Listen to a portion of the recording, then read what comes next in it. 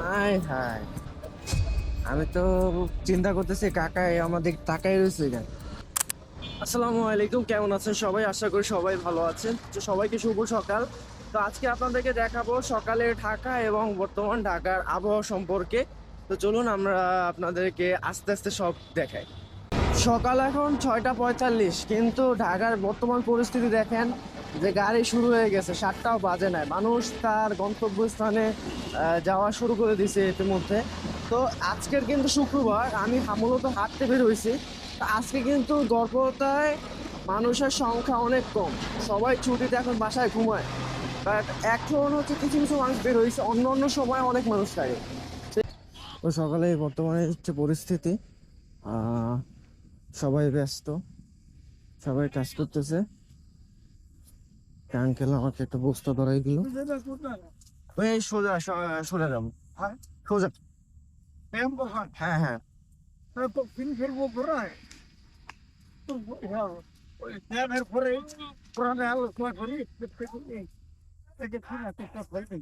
আচ্ছা আচ্ছা।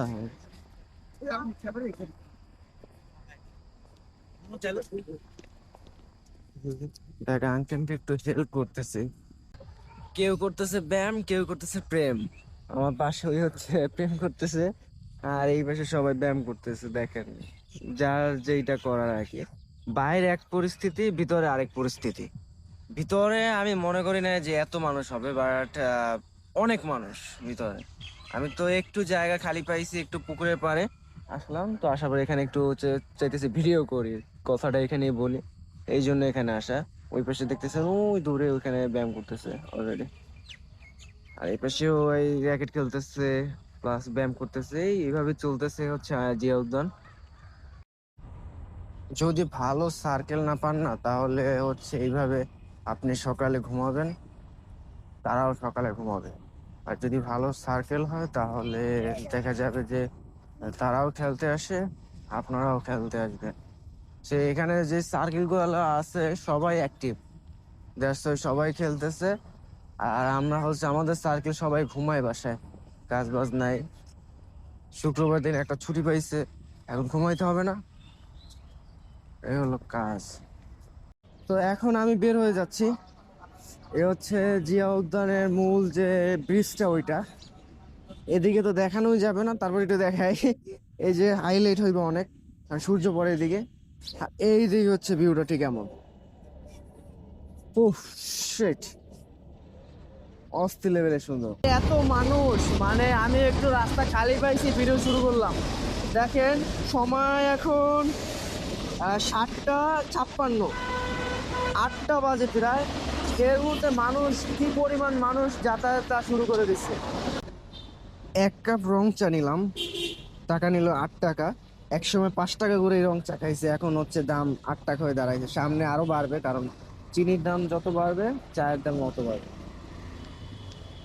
তো রাস্তার ধারে বসে একটা চা খাইতেছে, কাকু তাকাইছে কেন বুঝতে পারি না।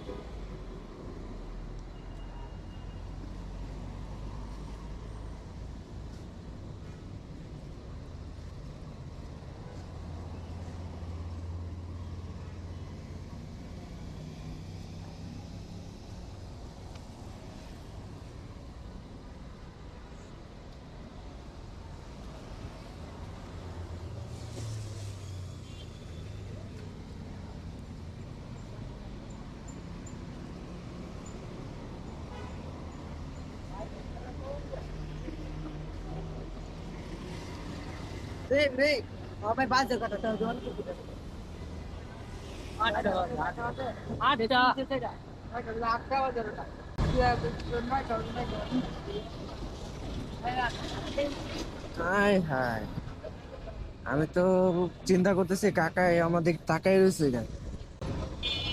তারপরে চিন্তা করে দেখি পাশে বাথরুম, চিন্তা না দেখি পাশে বাথরুমের দরজা খুলছি, তাইলেই বুঝতে পারছি যে কাকাই মূলত বাথরুমে যাবে, ওয়াশরুমে। না আমি অনেকক্ষণ তাকাই দেখি যে কাকা সে আমার দিক তাকাই আছে, এদিকে ওদিকে তাকায়, মনে করছে যে আমি ওনার সিরিয়াল দিচ্ছি। আসলে মূলত হচ্ছে চা খাওয়ার জন্য এখানে দাঁড়াইছিলাম।